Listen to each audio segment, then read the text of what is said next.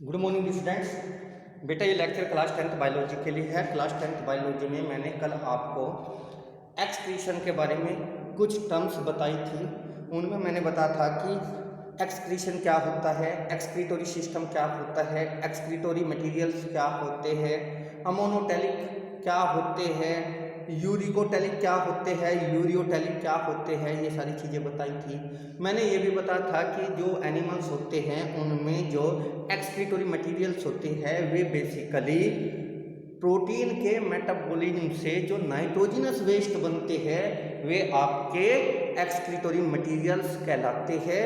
वे animals की body के लिए हार्मफुल होते हैं, इसलिए उनको बॉडी से बाहर निकालना जरूरी होता है, जिसको हमने एक्सक्रीशन कहा था। क्लियर है बच्चों? और ये भी बताया था कि जो एक्सक्रीटोरी मटेरियल्स होते हैं वे एनिमल्स में अलग अलग होते हैं। ठीक है, जैसे मैंने बताया था कि आप लोगों को कि जो एक्वाटिक एनिमल्स है जैसे फिशेज है, प्रॉन्स है, टेडपोल है, उनमें आपका नाइट्रोजनस वेस्ट मटेरियल अमोनिया होता है। जो आपके रेप्टाइल्स है, बर्ड्स है, उनमें आपका यूरिक एसिड होता है। जो मैमल्स होते हैं बेसिकली उनमें यूरिया होता है। तो आज हम पढ़ रहे हैं बच्चों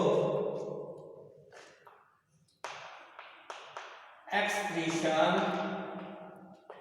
इन ह्यूमन बीइंग्स, यानी कि ह्यूमन बीइंग्स में एक्सक्रीशन। तो सबसे पहले समझिएगा एक्सक्रीटोरी system. The system which is responsible for the excretion of excretory material is known as excretory system। Clear है? इसमें बच्चों सबसे पहले मैं आप लोगों को बताता हूं, हम लोगों में दो बीन शेप्ड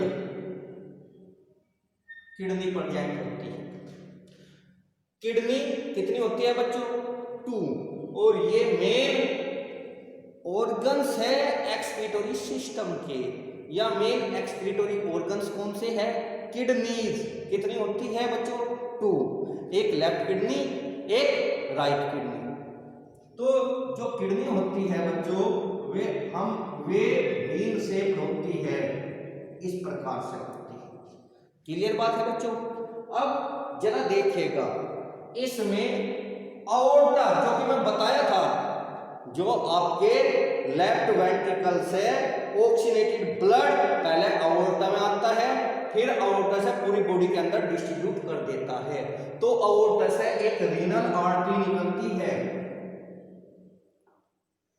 ये है रीनल आर्टरी बच्चों।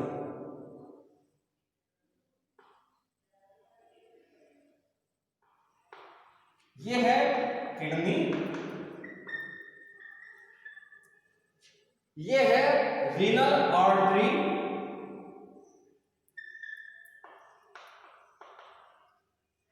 जो कि अओर्टा से निकलती है, और इसमें ऑक्सीनेटेड ब्लड होता है। वो ब्लड जिसमें हीमोग्लोबिन के साथ ऑक्सीजन होती है उसको बोलते हैं ऑक्सीनेटेड ब्लड। क्लियर है? फिर इससे एक वेन निकलती है जिसको कहा गया है रीनल वेन।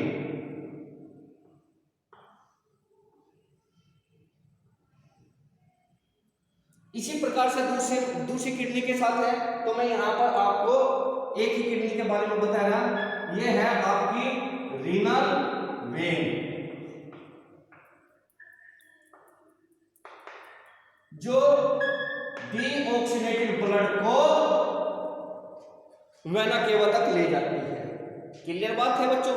तो यहां तक बताया मैं, हम लोग ह्यूमन बीइंग्स में एक्सक्रीटोरी सिस्टम की बात कर रहे हैं। तो एक्सक्रीटोरी सिस्टम में मेन ऑर्गन किडनी होती है, जो कि 2 होती है।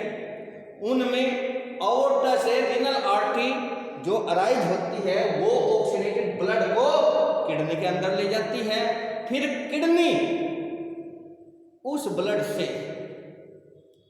जो नाइट्रोजनस वेस्ट मटेरियल है उसको फिल्टर कर देती है, और फिल्टर होने के बाद वो वेस्ट मटेरियल आपका हर किडनी से 2 डक्ट निकलती है, हर किडनी से सॉरी 1 डक्ट निकलती है, तो टोटल कितनी डक्ट हुई? 2 डक्ट होती है, जिनको यूरेटर कहा गया है। तो हर किडनी से 1 डक्ट निकलती है जिसको यूरेटर कहा गया। तो इस प्रकार से 2 किडनी से 2 यूरेटर निकलती है, और वे जो यूरेटर होती है बच्चों, वे आपकी यूरिनरी ब्लैडर में ओपन होती है, यानी कि जो वेस्ट मटेरियल किडनी के अंदर फिल्टर होगा वो वेस्ट मटेरियल यूरेटर से यूरिनरी ब्लैडर के अंदर कलेक्ट होता रहेगा। ये है यूरिनरी ब्लैडर। यूरिनरी ब्लैडर एक मस्कुलर सैक स्ट्रक्चर है जो कि यूरिन को ब्लड से जो वेस्ट मटेरियल फिल्टर होता है वो बेसिकली यूरिया होता है, और वाटर के एक डेफिनिट अमाउंट के साथ यूरिनरी ब्लैडर में इकट्ठा होता रहता है, जिसको बोलते हैं हम यूरिन। तो जब ब्लड फिल्टर होता है तो उसमें से जो यूरिया और कुछ पानी निकलकर यूरिनरी ब्लैडर में इकट्ठे होता रहता है, उसको बोलते हैं यूरिन। तो यूरिनरी ब्लैडर से आगे यूरेथ्रा शुरू होता है, जो कि एक डक्ट लाइक स्ट्रक्चर है। यहां पर एक इंस्पिक्चर होता है, क्लियर बात है बच्चों। जो एक फ्लैप लाइक स्ट्रक्चर होती है, उस इंस्पिक्चर पर जैसे ही प्रेशर पड़ता है तो हमको यूरिनेशन की जरूरत महसूस होती है। तो एक बार और सुनिएगा क्या होता है। हमारी बॉडी के अंदर एक्सक्रीटोरी सिस्टम होता है जिसमें 2 बीन शेप्ड किडनी होती है। हर किडनी से एक डक्ट निकलती है जिसको यूरेटर कहा गया। वे यूरेटर एक मस्कुलर सैक लाइक स्ट्रक्चर में खुलती है जो कि यूरिनरी ब्लैडर कहलाता है। यूरिनरी ब्लैडर से आगे की तरफ जो डक्ट लाइक स्ट्रक्चर होती है उसको यूरेथ्रा कहते हैं। जो अओर्टा होता है उससे ऑक्सीनेटेड ब्लड रीनल आर्टरी से किडनी के अंदर जाता है और फिर वहाँ पर वो फिल्टर हो जाता है। फिल्टर होने के बाद वहाँ पर फिल्टर होने पर उसमें से नाइट्रोजनस वेस्ट मटेरियल वाटर में डिजोल्व होकर यूरिन की फॉर्म में यूरेटर से यूरिनरी ब्लैडर के अंदर आ जाएंगे। क्लियर बात है। जो ऑक्सीनेटेड ब्लड गया था उसमें अब नाइट्रोजनस वेस्ट मटेरियल नहीं रहा और अब उसे किडनी की सेल्स ने उस ऑक्सीनेटेड ब्लड से ऑक्सीजन ले ली। अब वो डीऑक्सीनेटेड ब्लड हो गया, लेकिन उसमें से नाइट्रोजनस वेस्ट मटेरियल फिल्टर हो गए। अब ये डीऑक्सीनेटेड ब्लड आपका रीनल वेन से, रीनल का मतलब होता है किडनी से रिलेटेड, रीनल वेन से वेना केवा में जाएगा। यहाँ तक क्लियर हो गया बच्चों। लेकिन अब क्वेश्चन आता है कि किडनी के अंदर ब्लड फिल्टर कैसे होगा। यहाँ तो हम लोगों ने समझ लिया रीनल आर्टरी से ऑक्सीनेटेड ब्लड किडनी के अंदर गया, वहाँ पर वो फिल्टर हुआ, नाइट्रोजनस वेस्ट मटेरियल वाटर में डिजोल्व होकर यूरिन की फॉर्म में यूरेटर से यूरिनरी ब्लैडर में आ गया और आपका जो ऑक्सीनेटेड ब्लड था उससे ऑक्सीजन जो आपकी किडनी की सेल्स हैं उन्होंने ले ली। अब वो डीऑक्सीनेटेड ब्लड हो चुका था। अब ये डीऑक्सीनेटेड ब्लड रीनल वेन से आपका किस में जाएगा, वेना केवा में जाएगा। क्लियर बात है बच्चों। अब इधर देखिएगा किडनी के अंदर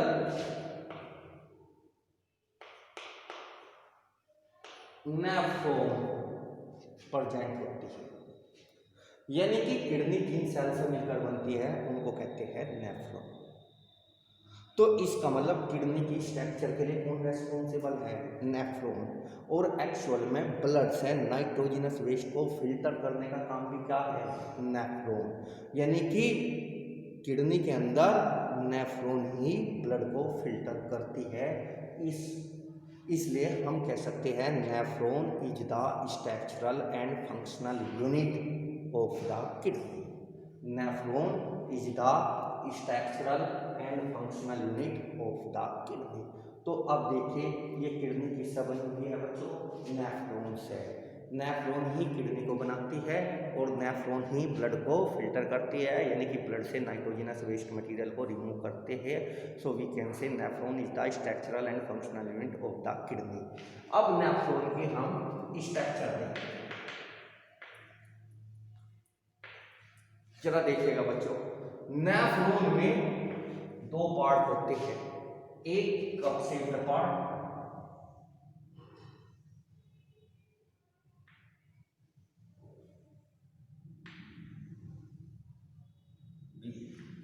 जिसे कहा गया बोमेन्स कैप्सूल। क्या कहा गया बच्चों, बोमेन्स कैप्सूल। अब इसके बाद पहला पार्ट नेफ्रॉन में बोमेन्स कैप्सूल जो कि कप शेप्ड स्ट्रक्चर है। उसके बाद इसमें शुरू होता है ट्यूबुलर पार्ट। तो नेफ्रॉन में दो पार्ट होते हैं, एक कप शेप्ड पार्ट जिसे बोमेन कैप्सूल कहते हैं। अब इसमें शुरू हो गया ट्यूबुलर पार्ट।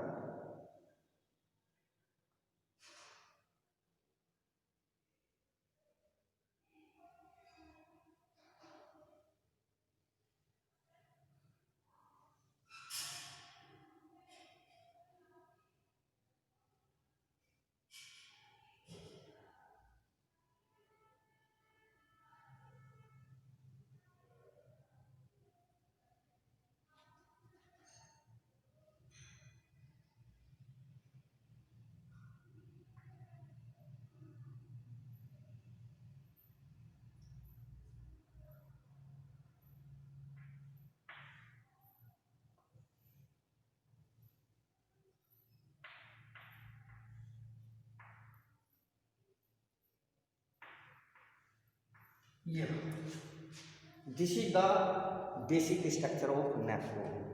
नेफ्रॉन में एक कप शेप्ड पार्ट होता है जिसे बोमेन्स कैप्सूल कहा गया है।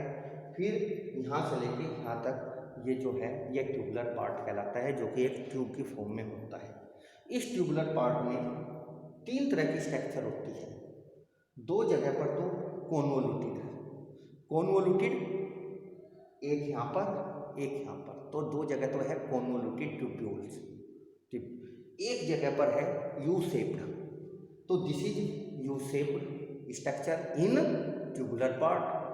These are convoluted parts of tubule. Clear है?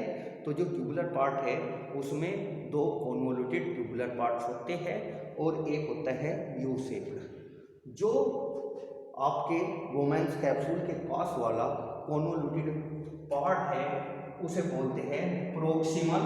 प्रोक्सिमल का मतलब है पास वाला, प्रोक्सिमल कॉन्वोल्यूटेड ट्यूब्यूल।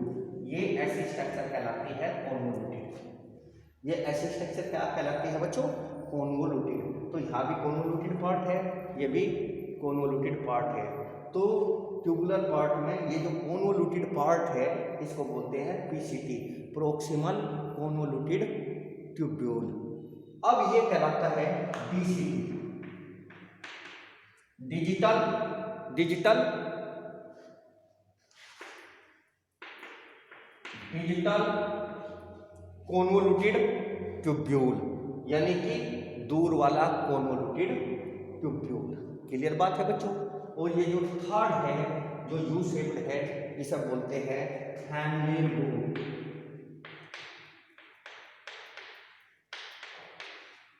क्या बोलते हैं इसको, हैनले लूप।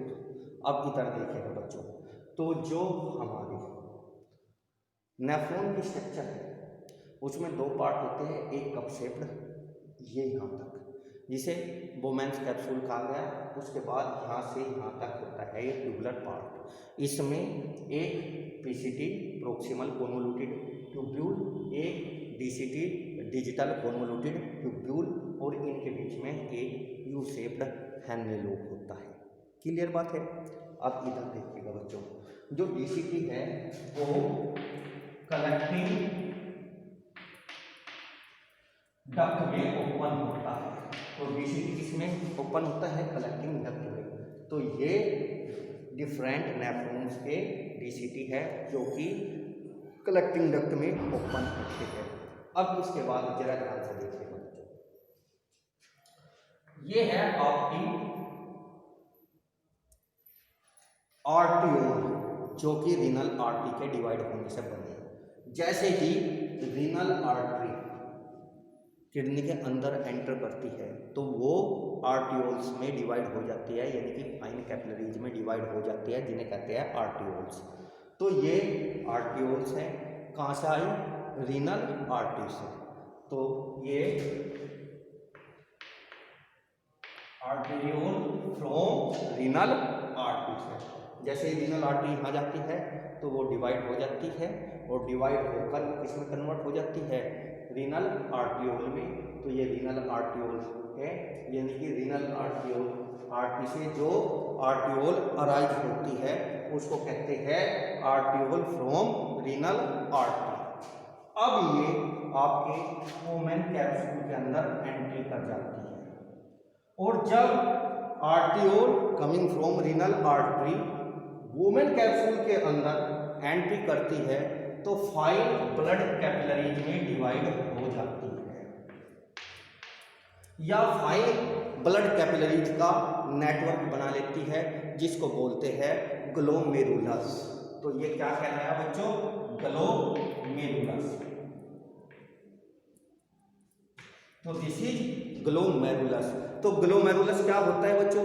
जब arteriole coming from renal artery divides into Bowman capsule to make a network of fine capillaries is known as glomerulus. Clear बात है? फिर ग्लोमेरुलस से जो आर्टियोल निकल के चलती है, ठीक, ये है आपकी आर्टियोल कमिंग फ्रॉम ग्लोमेरुलस। ये है आर्टेरियोल फ्रॉम ग्लोमेरुलस। क्लियर बात है बच्चों? अब आगे की तरफ देखिएगा इस टॉपिक में। आपको यहां पर दिखाई दे रहा कि जो आर्टेरियोल किससे आई हुई है? रीनल आर्टरी से। उसका डायमीटर ज्यादा है।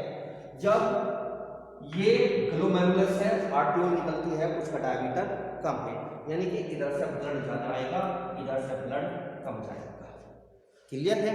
अब बच्चों ये जो आर्टियोल है, ठीक, किससे निकल रही है? ग्लोमेरुलस से।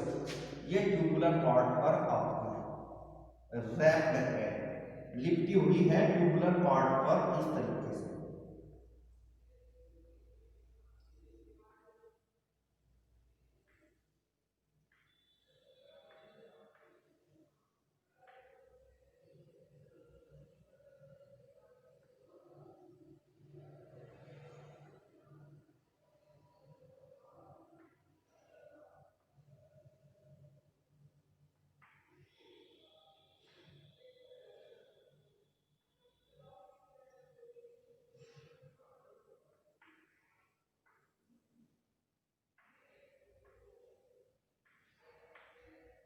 ठीक, तो बच्चों जो आर्टियोल किससे निकल के आ रही है बच्चों?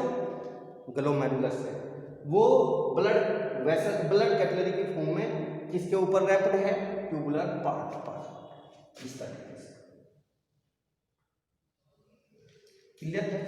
तो इसकी स्ट्रक्चर आप लोगों को समझ में आई गई होगी। जो कप शेप्ड पार्ट है वो क्या कहलाता है?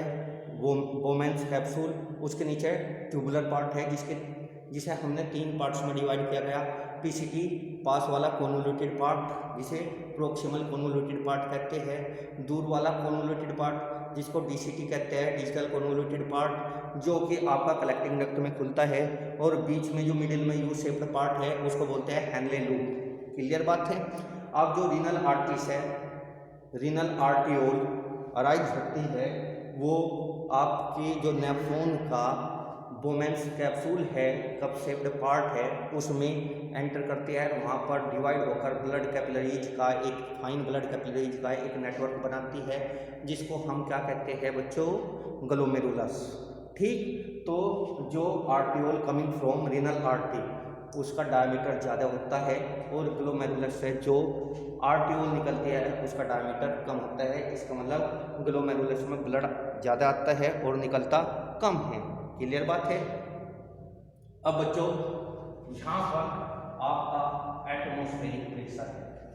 क्या प्रेशर है? Atmospheric pressure. उस एटमॉस्फेरिक प्रेशर की वजह से जो यहाँ पर ब्लड भरा हुआ है, यानी कि वो ग्लोमेरुलस किससे फिल्ड रहता है? ब्लड से, जिसमें आपका यूरिया प्रेजेंट होता है।